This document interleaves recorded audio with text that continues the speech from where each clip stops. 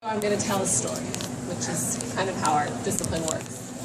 So in 1843, the poet and writer William Cullen Bryant wrote a story for his paper, the Saturday Evening Post.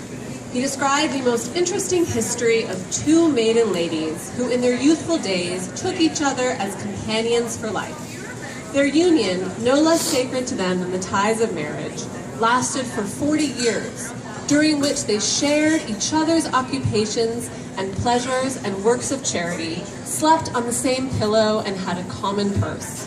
One might be said to represent the male head of the family and tended to her gentle companion. Bryant was writing about his aunt, Charity Bryant, and her life partner, Sylvia Drake. The 23-year-old Charity met Sylvia in 1807 in Weybridge, Vermont, where Charity was visiting friends. And from the moment they met each other, they never parted. Charity would describe their meeting as a providence. God had given her a helpmeet. They rented a room together July 3rd, 1807, and from that moment on would celebrate that day as the beginnings of their lifelong union. Okay, so you're a historian. What should we make of this, right?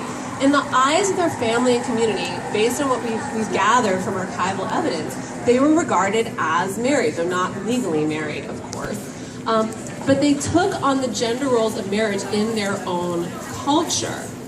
But if we could lift aside, as Bryant says, the veil of private life, what else would we see? Perhaps this was just what scholars call a Boston marriage, right? This was a term that gained ground in the late 19th century to describe women reformers who often lived together and supported each other, but doesn't necessarily contain a connotation of any sort of sexual or intimate relationships. But the surviving letters of Charity, both to Sylvia and to other women that she was involved with in her late teens, suggests a strong erotic dimension to her relationships with these women. And the letters move beyond even the language of romantic female friendship that was common in the early 19th century. Though historians suggest that conventions of romantic female friendship may actually have created a veil behind which women could pursue erotic desires and sexual relations with other women. In fact, the idea that women would have close romantic friendships with other women may have made it more likely even for women to explore other dimensions of those relationships. But we don't really know. We can't really know for sure. But we do know that there's a long human history of physical intimacy between people of the same sex. Only in the late 19th century was sexual practice linked to identity, and the categories of homosexual and heterosexual were created in relation to each other by sexologists. Now, the creation of these categories has formed a very important foundation for modern conceptions of sexual identity and for the creation of movements in communities. It's also been the basis of much persecution and exclusion. But the point is that our historical moment is one moment in a long and varied human history of physical intimacies, relationships, and gender roles and sexual expression. Our moment has given rise to a national movement for gay rights, including the right of gay marriage, which might lead you to suspect that when historians are looking at the case of Charity and Sylvia, maybe we're sort of applying our own moment anachronistically onto the past. Maybe we're looking for a history that doesn't exist. Okay, so that's one argument, and I can see what you mean there.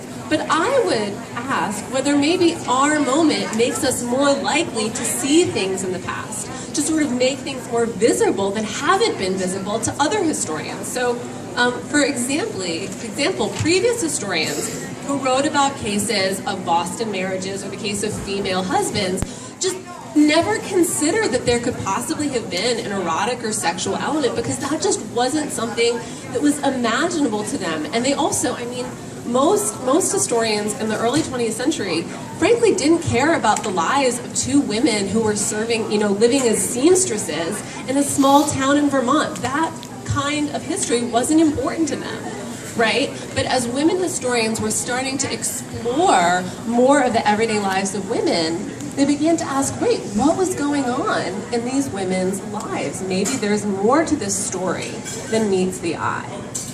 So I would argue, by way of conclusion, that their story is worthy because they serve as an example of how in a small rural community in the early 1800s, two women carved out a life together, a life of great companionship and great passion.